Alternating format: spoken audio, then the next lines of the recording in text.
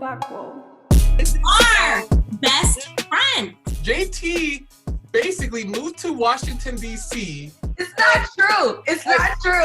And basically took over my life. We did kind of cheat a little bit. We didn't remain social distant the whole time, so. But you weren't supposed to tell them that because we dragged on TV for this. Do the mind joy, I'm dead. Gonna be 5 seconds. Do the hit the left. I've liked all of Wana's girlfriends. I mean, some of them, like, I even had relationships with after he stopped dating them.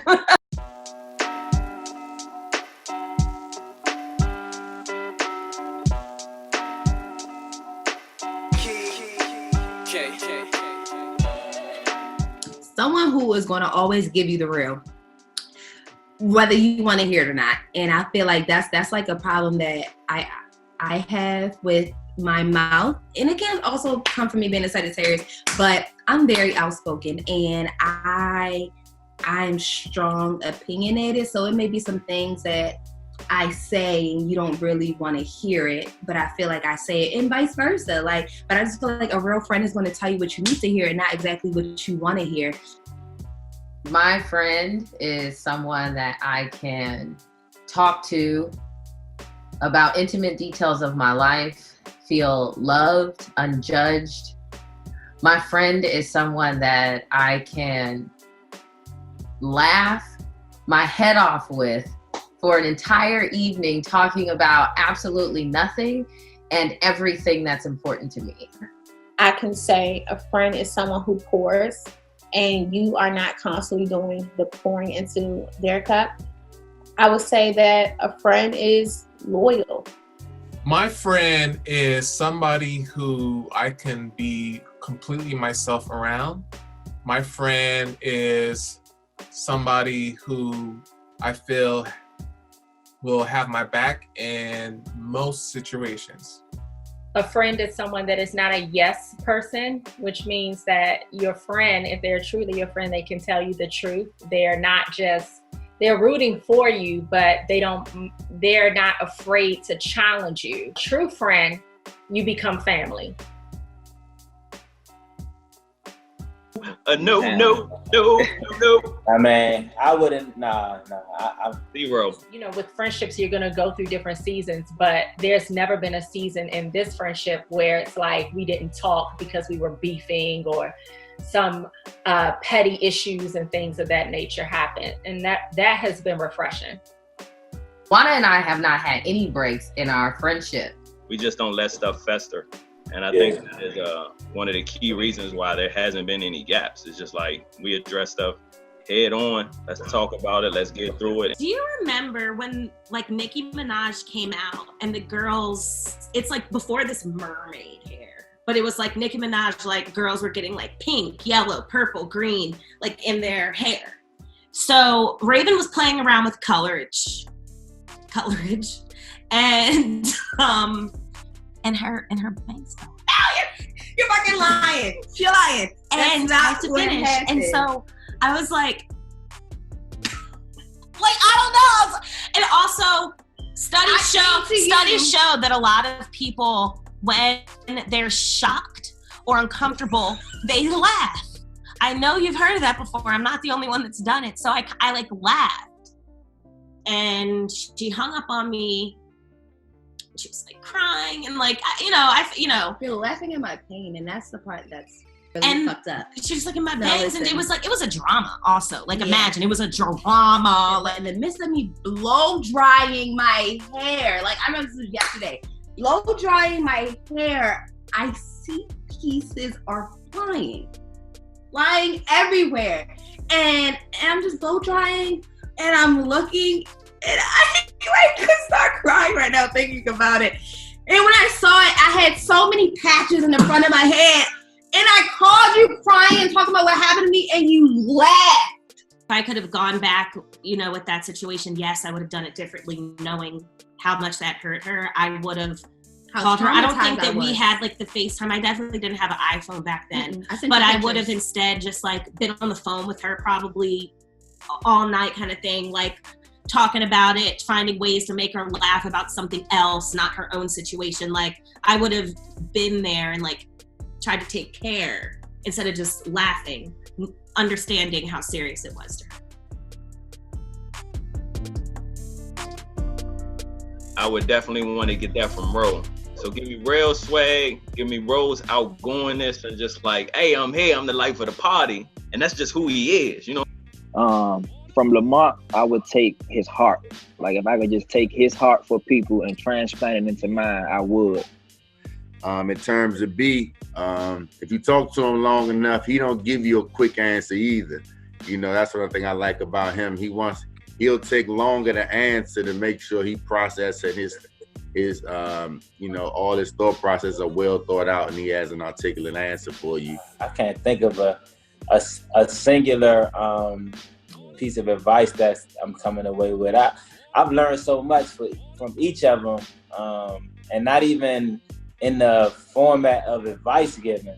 A lot of it's by example. Tati's so smart. I will take her brains because I'm not like a good studier and researcher. He's literally like, oh, I gotta do this test, so I gotta study for this, so I gotta do that, I gotta make sure I get this grade, or I gotta make sure I suck at studying. I could take her brain and put that thing over here and take all the knowledge that she know, like you're into tech and just learning all these different systems and just, it's amazing. She's very smart. I'll take her brain. Be less pushy like Jen, and more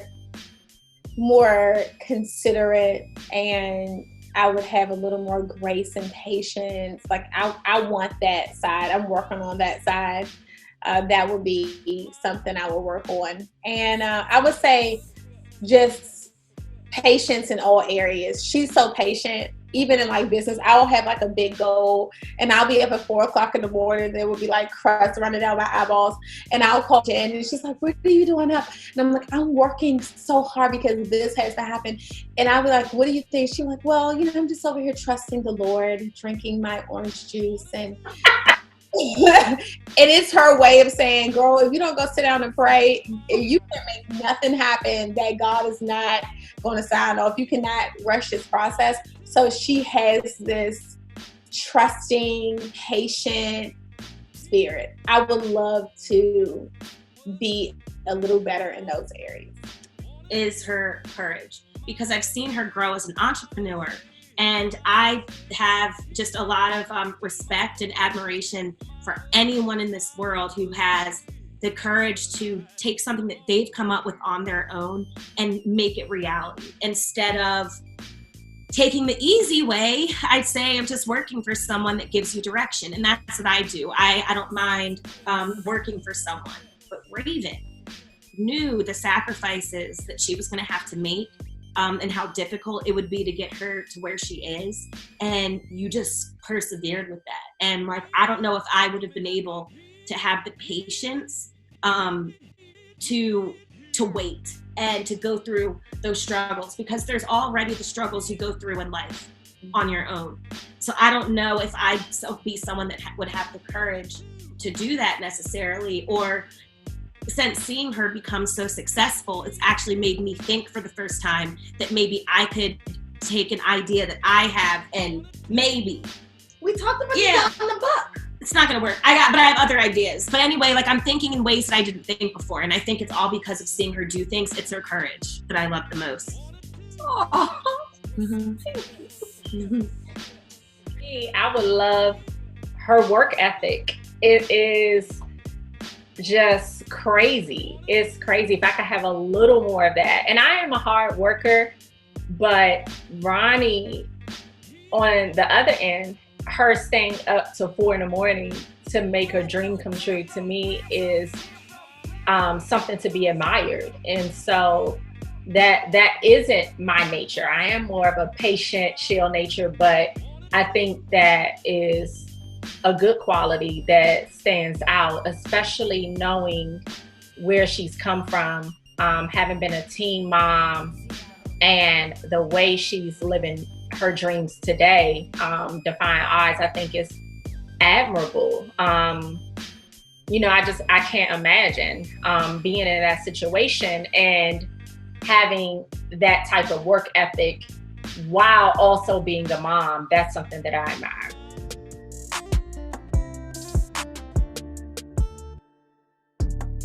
If somebody wanted to talk to somebody about working out, you got two guys you could talk to about working out, or they know somebody who you can talk to. If you want to talk about fashion, you can talk to somebody else. If you want to talk about music, you can talk about somebody else. If you want to talk about Black Lives Matter, you can include all of us. You know what I mean?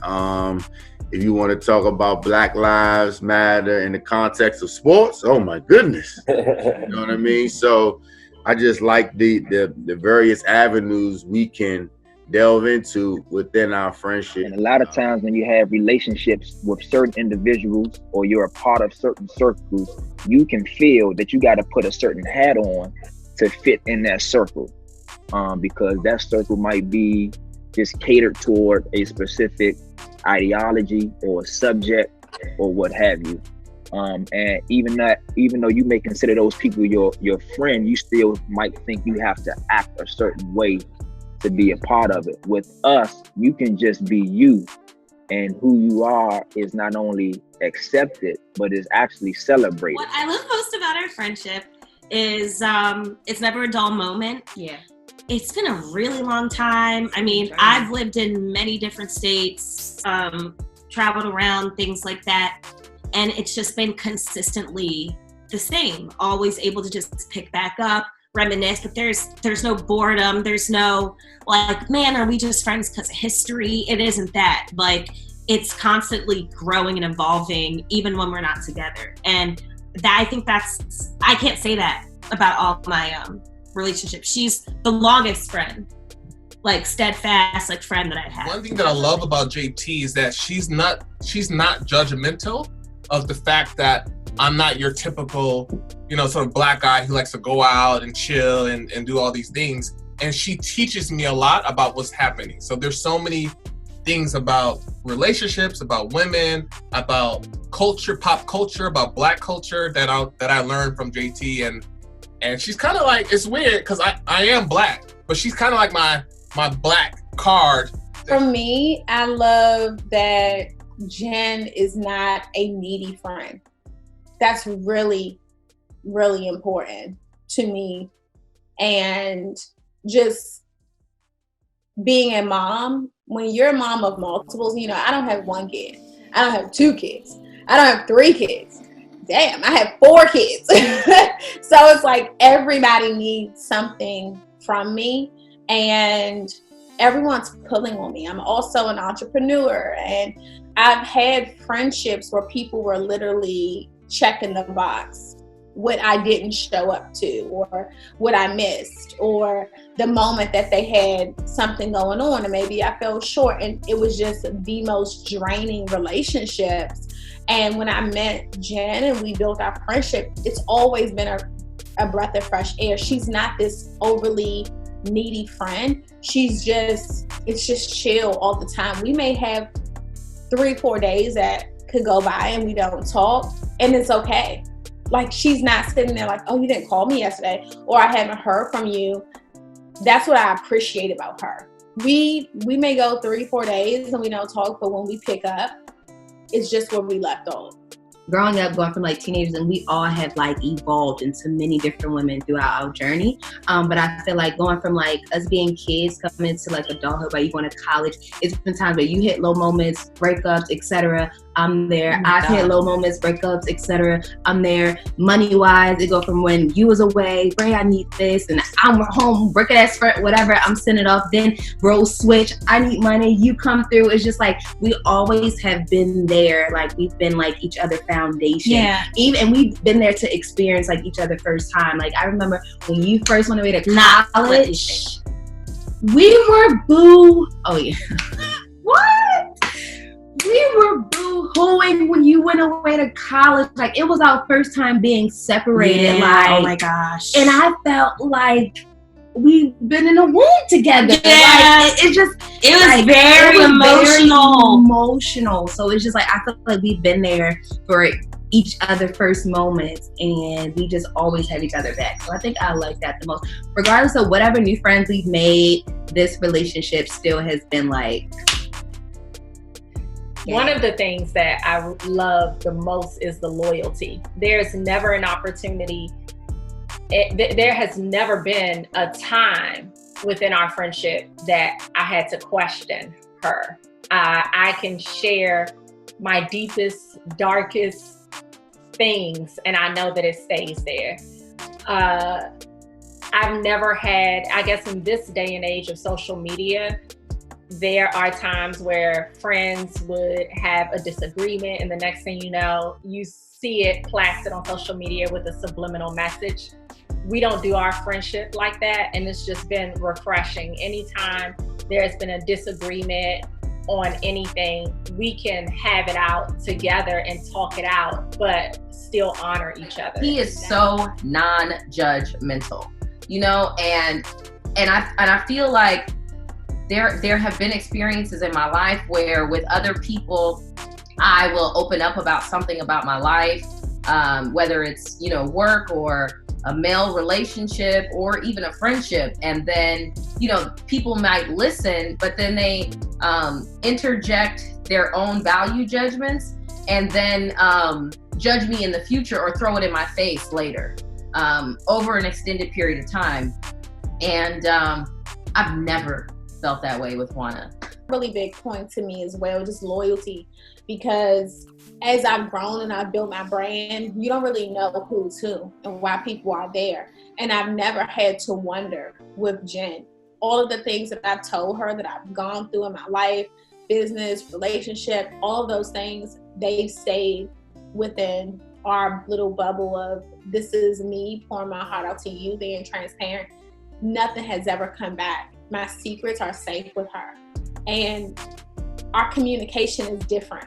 We disagree, but we don't argue. It doesn't get nasty. It doesn't go to social media. It doesn't get messy. It's just different.